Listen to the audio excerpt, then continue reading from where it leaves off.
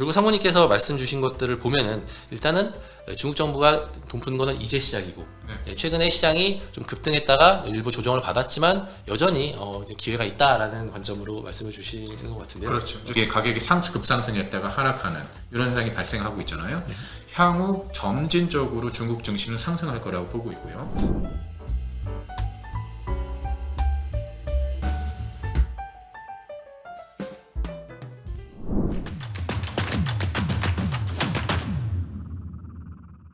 안녕하십니까.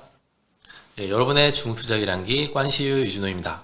오늘은 CSOP의 이재충 상무님을 모시고 지금 최근에 변동성이 큰 중국과 홍콩 주식시장에 대해서 다뤄보려고 하는데요. 상무님 안녕하십니까. 안녕하세요. 오랜만은 아니고 불과 한 달 반 전에 저희가 그때 뵙고서 또 한번 촬영을 했었는데 그 당시만 해도 시장이 정말 암울했습니다. 그렇죠. 네. 그렇지만 저희는 암울한 면만 얘기하지 않고 그래도 긍정적인 면도 좀 같이 보자라는 결론으로 말씀을 드렸던 것으로 얼핏 기억이 나는데 최근에 어떻게 좀 이제 시간 변동성에 대해서 어떻게 생각하시는지 이런 것들을 한번 말씀드려보려고 초대를 했고요. 최근 혹시 아무래도 지금 시장이 움직이니까 여러 가지로 바쁘시고 기분도 좀 이렇게 표정도 밝아서 많이 바쁘실 것 같다라는 생각이 드는데 어떠신가요?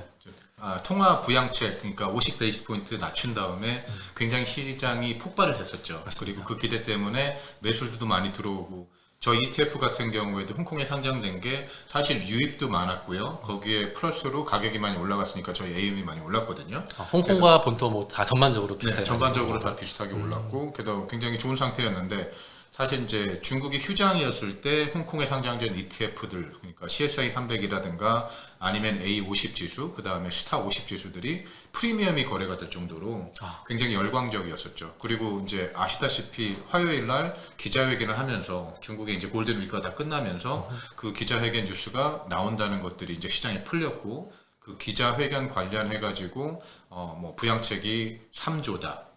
아니면 부양책이 10조다까지 아닌 뭐 근거는 없지만 시장이 약간은 그 기대감이 굉장히 커가지고 나온 얘기들이 많았었어요. 그래서 화요일날 시장이 상한가로 출발을 한다. 그리고 저도 같은 메시지를 저희 고객이나 아니면은 차장님한테도 받았습니다. 네, 그래서 갑자기 이제 폭발하게 올라가던 시장이 갑자기 찬물이 확 끼얹으면서 우리가 다 한번 정신을 차려보자. 그래서 지금 가격 같은 경우에서는 제 생각에는 통화 정책에서 나왔던 것들은 가격이 이미 반영이 돼서 기대감이 들어가 있고 다만 추가 재정 정책이 얼마나 크게 나오는 거에 대한 기대감이 들어갔던 게 가격이 쭉 빠진 약간 리셋된 정도라고 생각하시면 될 것 같아요. 사실 말씀 주신 것처럼 저희가 이제 지난번 방송을 했을 때가 차트상을 봤을 때 이게 중국의 아까 말씀하신 CSI 300, 우리나라의 코스피 200 같은 중국 지수라고 보시면 되는데 올해거든요. 올해 2월에 중국이 중국판 ELS 사태라고 해가지고 모든 지수가 동반으로 급락을 하면서 이제 사상 최저를 찍었다. 거의 이제 10년 내 최저치였다라고 그때 말씀을 드렸는데 그 이후에 중국 정부에서 리상 총리가 개입을 하고 시장을 끌어올리면서 반등을 했어요. 그리고 이제부터 시작이구나 싶었는데 4월, 5월 달에 중국이 부동산 규제를 해제하는 정책들을 발표를 했는데 그때가 꼭지였습니다. 그렇죠. 네. 그리고 나서 줄줄 흘러내리고 갑자기 이제 급등했는데 저희가 방송을 한 거는 8월이었나? 예, 딱 그 이제 중국이 부양책을 발표하기 직전에 이제 저희가 뵀었고 근데 그 다음에 지금 이제 한 달 만에 다시 인사를 드리게 됐는데요. 그 당시 이제 최근 흐름들의 차트를 제가 이제 가져왔습니다. 빨간 네오박스가 불과 8 영업일 만에 진행이 됐던 흐름들이고요. 상무님 말씀 주신 것처럼 시장이 중국 정부가 지준율 50bp 이나 라는 그리고 이제 주식과 부동산 시장에 대한 부양책을 발표하면서 빵빵빵 떴다가 국경적 연휴에 들어갔고 국경적 연휴 들어간 사이에 홍콩 주식시장은 계속 움직였잖아요. 홍콩 주식시장이 이상 과열, 뭐 약간 너무 좀 달렸다라는 그런 얘기들이 좀 있다가 막상 국경적 연휴가 끝난 지난주 화요일 8일날 시장이 열렸을 때는 본토가 상한가로 시작을 했어요. 그렇죠. 저도 개인적으로 운영을 하는 입장에서 시장 변동성에 대해서 정말 너무너무 정신이 없었는데 저는 그래서 궁금했던 게 이번에 주식시장이 특히 이제 홍콩은 계속 열리다가 중국 본토가 열리면서 고점을 찍고 급락을 했고 중국 본토는 사실 국경적 연휴 끝나자마자 개장됐던 그 날이 최고점이었습니다. 단기적으로. 좀 최근 들어서는 최고점이었는데 그때 이후로 결국은 절반 이상 되돌림이 나오고 있는 상황인데 말들이 많거든요. 이게 중국 개인들이 따라서 상한가에 사가지고 물렸다.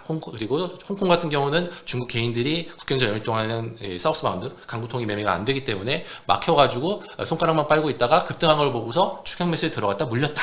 아니면 기관 투자가들이 공매도를 상당 부분 중국이 안 좋다는 거 아니까 오랜 동안 공매도를 투자를 했었는데 이게 이제 시장이 묶이면서 급등하고 중국 정부가 예상치 못한 부양책을 펼치면서 공매도를 상환하지 못하고 물렸다가 쇼커버링 환매수가 들어와서 시장이 이상 급등했다가 이런 변동성이 컸다. 여러 가지 의견들이 있는 것 같아요. 아무래도 이제 좀 최근 자금 동향 흐름이나 이쪽 관련해서는 전문가시니까 좀 더 한번 상세하게 한번 말씀을 주시면 좋을 것 같습니다.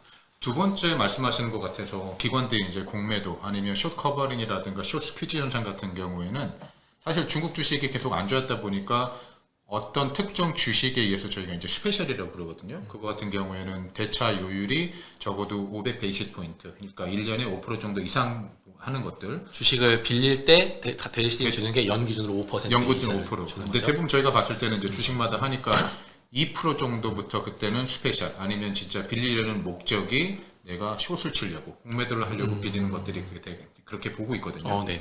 그런 물량들이 일부 종목에서 나타나고 있었어요. 그러니까 우리가 중국 종목을 제가 지정을 하자 그러면 센스 타임이라든가 그게 이제 AI 쪽으로 해가지고 나오는 종목들이거든요. 네. 그리고 전기차 종목 쪽에서도 한 200에서 300베이스 정도 빌리고 있었고. 근데 제가 말씀드리는 이유는 그 물량들이 갑자기 지금 이 격변의 시기를 일주 반 정도 겪었잖아요. 네. 그 대차 물량이 갑자기 줄었다, 대차 갑자기 폭발했다 그런 현상이 보이고 있지는 않아요. 왜냐하면 제가 그거를 제일 잘 말씀드릴 수 있는 이유가 뭐냐면 저희가 이제 마케팅 쪽도 이제 전략 측면에서 담당을 하고 있지만 한국말을 하고 있어가지고 한국에 와서 이제 홍보를 이제 회사 설명이나 이런 걸 드리고 있긴 하지만. 다만 제가 원래 하고 있는 일은 이제 증권 대차거든요. 대차, 그래서 예. 세큐리티 랜딩 프로그램을 저희 쪽에서 담당하고 있는데 저희 같은 경우에는 이제 그 수탁은행 그러니까 커스토디안 은행을 통해 가지고 대리인을 통해서 빌려주고 받고 있고 하거든요. 근데 그 물량에 대한 차이들이 그렇게 변하지가 않았어요. 시장이 급락하는 와중에 그리고 이제 급등하고 다시 좀 일부 되돌림이 나왔지만 실제 공매도를 더 치거나 아니면 공매도를 상환하기 위해서 뭔가 대차 물량들을 빌리거나 갖거나 하던 유의미한 움직임은 없었다. 그렇죠. 그런 움직임을 파악하실 정도로 갑자기 물량이 빠지거나 리콜이 들어오거나 이런 것들은 없었고 그리고 다만 이제 모든 대차 물량이 전부 다 공매도는 아니거든요. 근데 이제 그 요율에 따라서 어떤 것들은 공매도 시장에서 팔린 거고, 왜냐하면 그만큼 이제 가격 하락을 베팅하는 거고, 다른 물량들은 이제 시장에 유동성을 공급하기 위한 유동성 공급자들이 해직 목적으로 빌린 것들도 있고, 그래서 그렇게 말씀하시면 되는데, 다만 대차 물량에 대한 큰 차이가 별로 없었었어요. 그리고 또한 인베스트먼트 뱅크 리포트에서도 이게 숏 스퀴즈냐, 숏 커버링이냐 이런 것들에 대한 의견이 나왔고, 그분들도 이런 물량이 아니다라고 골드만삭스에서도 얘기를 했었고. 그 다음에 UBS 같은 경우에 특히 이제 뭐 프라임 데스크가 없기 때문에 그쪽은 이런 물량들을 딴 데서 얘기했을 때 없었다라고 얘기를 했었고 또 이제 저희가 얘기하고 있는 수탁은행 쪽 있죠. 그쪽 이제 트레이딩 데스크한테 제가 확인을 했거든요. 제가 이제 보고 있는 트랜잭션에서는 보이진 않지만 다만 그쪽에서는 보이는 게 있느냐 그래도 그런 것들이 없다라고 판단을 하고 있고요. 다만 그러면 부양책이 발표 그러니까 제가 부양책 두 가지로 말씀드릴게요. 하나는 통화 정책 그 다음은 재정정책. 통화정책은 나왔죠. PBOC에서 발표한 그러니까 50bp 0.5% 인하. 그러면서 나왔던 것들이 뭐 모기지 리파이낸싱도 갑자기 허용을 한다. 그렇게 되면 이제 시중에 풀릴 자금이 있으니까 번외액이고요. 그렇죠. 다만 이제 그 정책이 나오면서 매수 주체는 누구였냐면 다행히도 저는 긍정적으로 보는 게 공통적인 그러니까 한 매수 주체가 끌어올린 것이 아니라 다양한 매수 주체가 있다라고 보고 있거든요. 물론 다양한 리포트도 나왔었고 골드만삭스 리포트에서 그랬었어요. 헤지 펀드가 들어온 물량이 맨 처음에 그 발표하자마자 굉장히 많이 들어왔잖아요. 네. 헤지 펀드가 들어온 물량이 20에서 30% 정도. 나머지는 롱 온리 펀드, 그러니까 에로 펀드라고 그쪽에서 표현을 했는데 롱 온리 펀드에 들어온 게 70% 정도. 그거는 뭐 중국 홍콩계 외에도 글로벌 롱온리에서 그렇죠. 들어왔을 수 있겠죠. 뮤추얼 펀드에서 들어온 자금들도 있고 그 다음에 그게 추세가 계속되면서 또 재정 정책에 대한 기대감도 나오면서 중국 정부의 태도가 약간 바뀌었잖아요. 발표하는 방식도 바뀌었고 개인들이 들어오기 시작했죠. 중국 개인들 같은 경우에는 이미 소문에서 많이 들으셨을 수도 있고 아니면 뉴스에서 보셨을 수도 있고 중국에서 1000만 개 계좌가 주말 동안 고든이 있겠다 열렸다. 근데 1000만 개 같은 경우에는 대한민국 인구의 3분의 1이죠.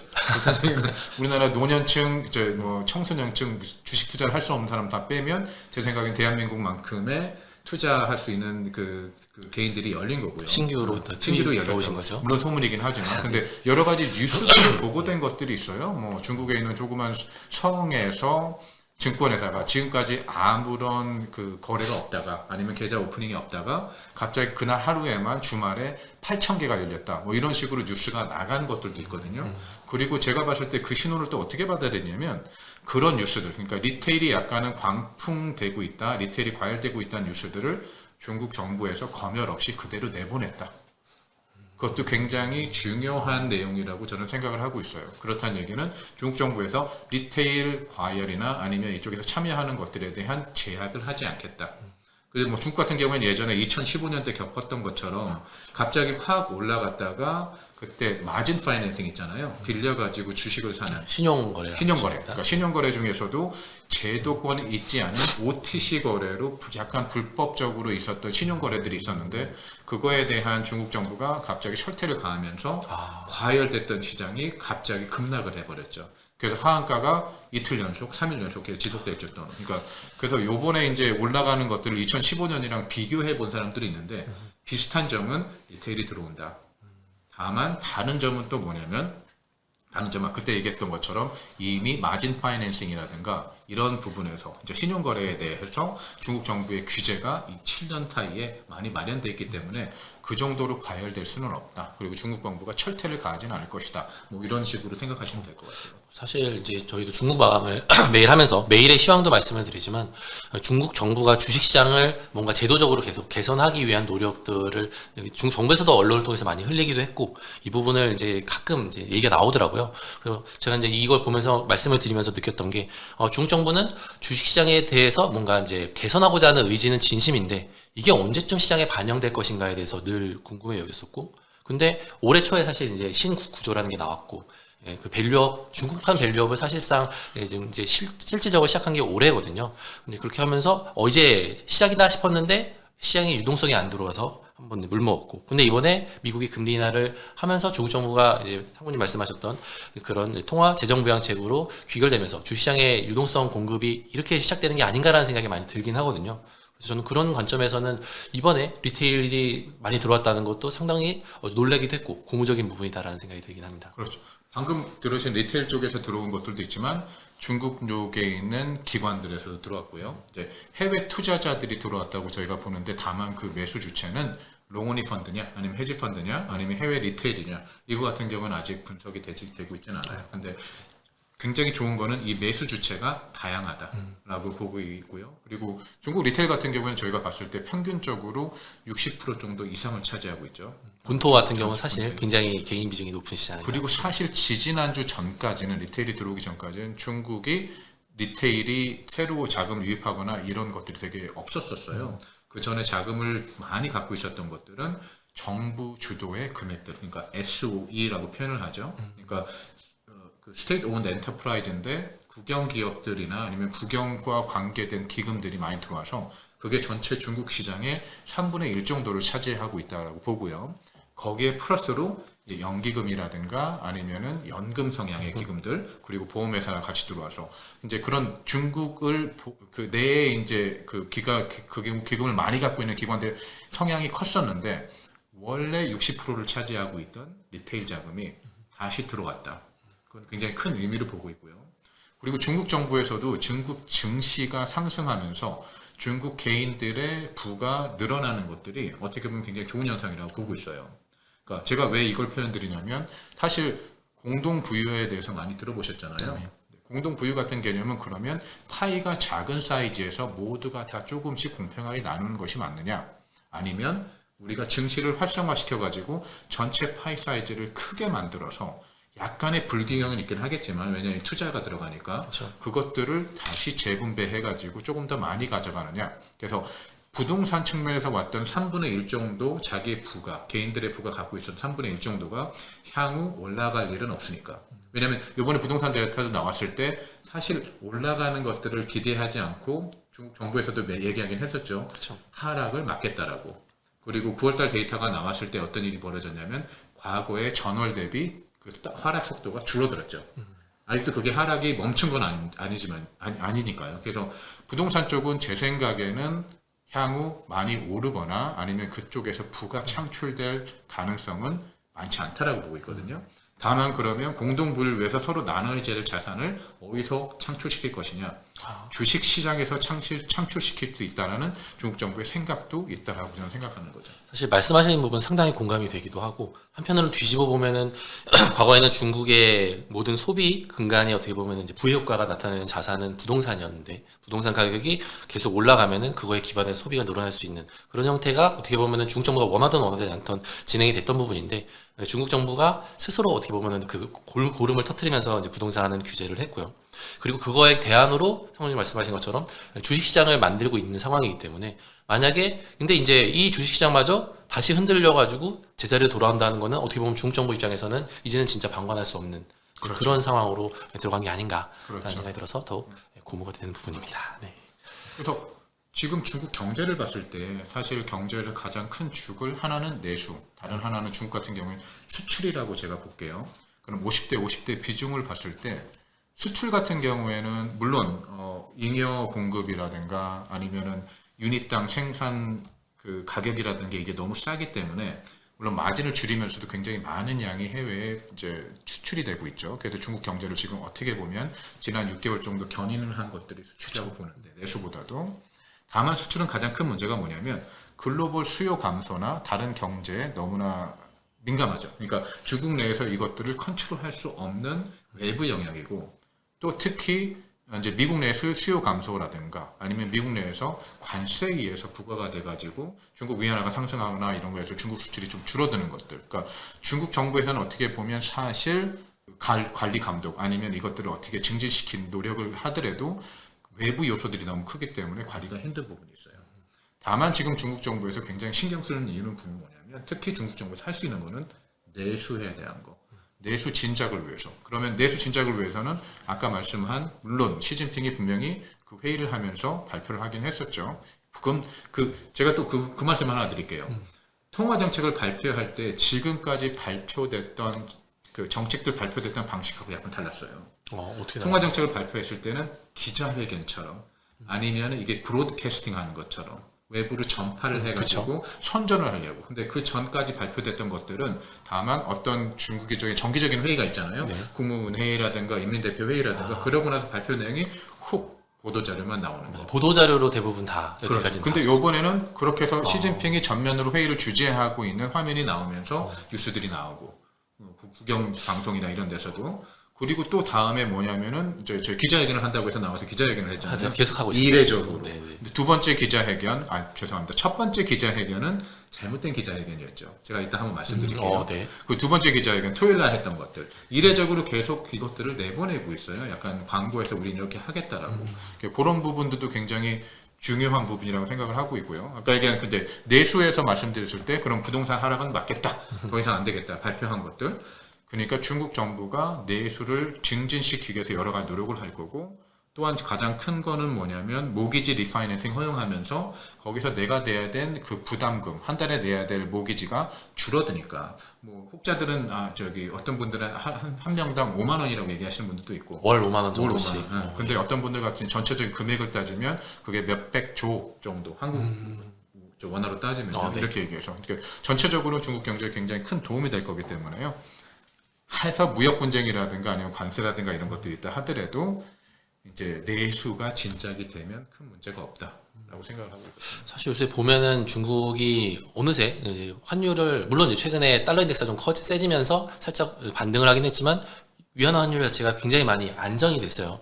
얼마 전에는 7위안, 달러당 7위안도 깨졌다가 지금은 이제 7.1위안 정도 쪽에서 이제 움직이고 있는데 예전에 비해서는 분명히 통화가 좀 많이 올라왔다, 강세다라는 부분인데 중국 같은 경우는 아시다시피 관리 통화제거든요. 중국 정부가 얼마든지 뭔가 수출을 늘리기 위해서는 환율을 약세로, 위안화를 약세로 가져갈 수 있는데 뭐 그렇게 하지 않고 위안화 요즘 강세로 가는 것도 그렇고 성모님 말씀하신 것처럼 내수에 좀 더 이제 방점을 매긴다는 것도 그렇고 물론 이제 다음 달 미국 대선에서 누가 될지는 모르지만 일단은 트럼프 전 대통령이 될 경우에는 당선 직후에 바로 다음 날에 관세 60% 때린다 이런 얘기들도 있거든요.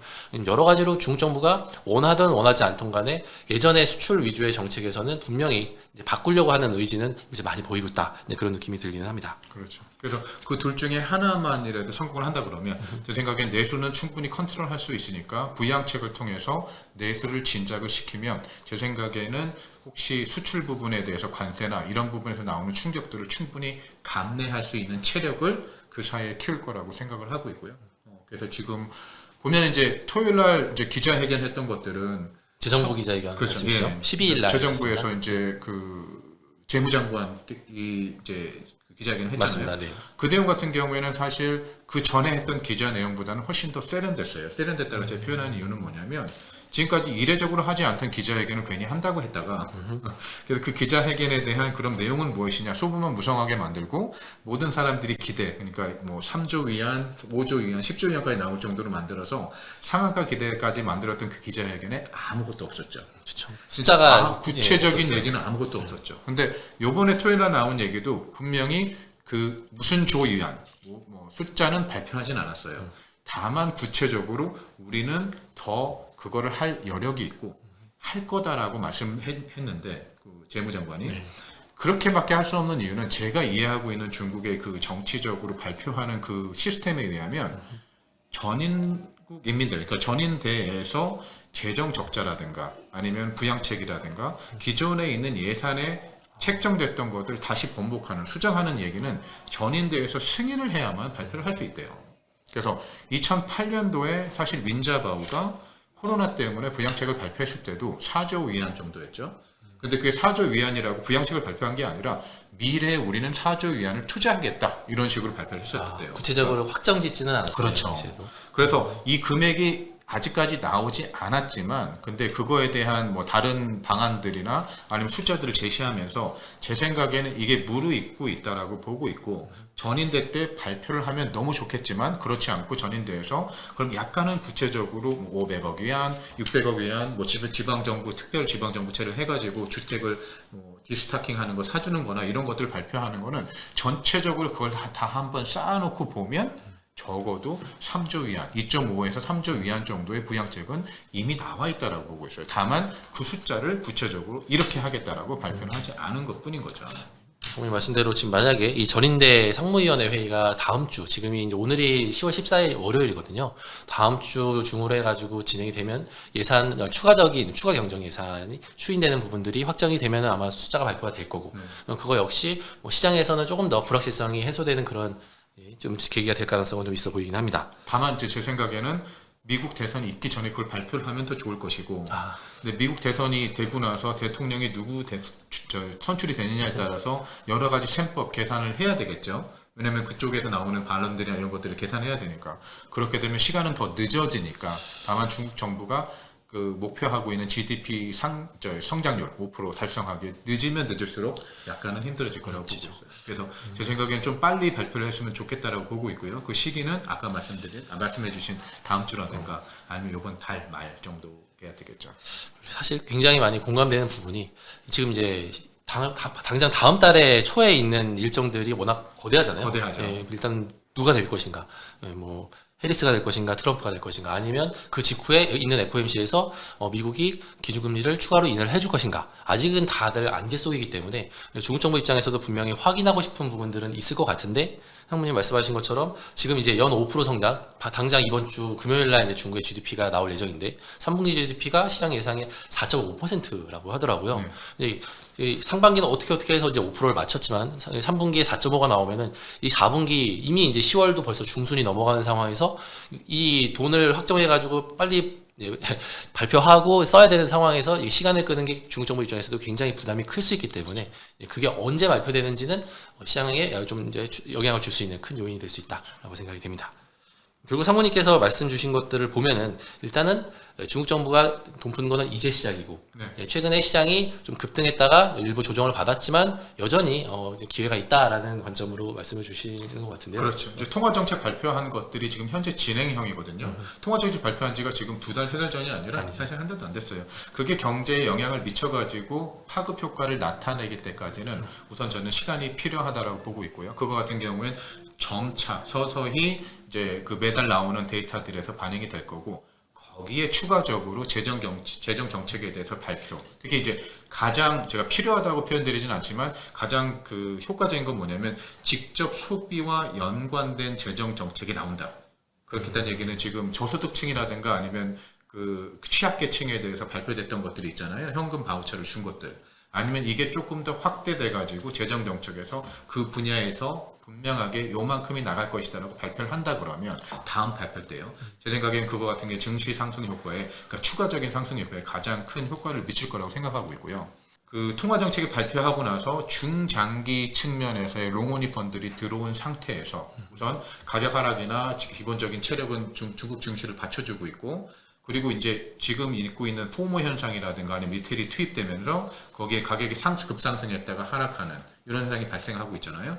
향후 점진적으로 중국 증시는 상승할 거라고 보고 있고요. 거기서 변동성은 늘어나면서 근데 말씀드린 그 투자자의 성향 때문에 그쪽에 있는 포모에서 갑자기 올라갔다가 내려가는 이런 현상에서 바이더 딥으로 개인 투자자들은 더 살 거라고 보고 있어요. 바이더 딥으로 사기 시작하면 중장기적으로 올라가는 거에서 단기적인 변동성은 바이더 딥이 막아주는 효과가 있을 거거든요. 그래서 추세적으로는 굉장히 좋다라고 보고 있고 저희가 중기는 저는 한 6개월 정도라고 보고 있고요.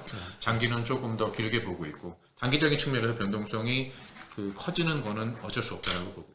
보다 긴 시각으로 이제 중국과 홍콩 시장을 접근하시는 거를 좀 더 이제 권유를 드린다라고 보시면 될 것 같은데요.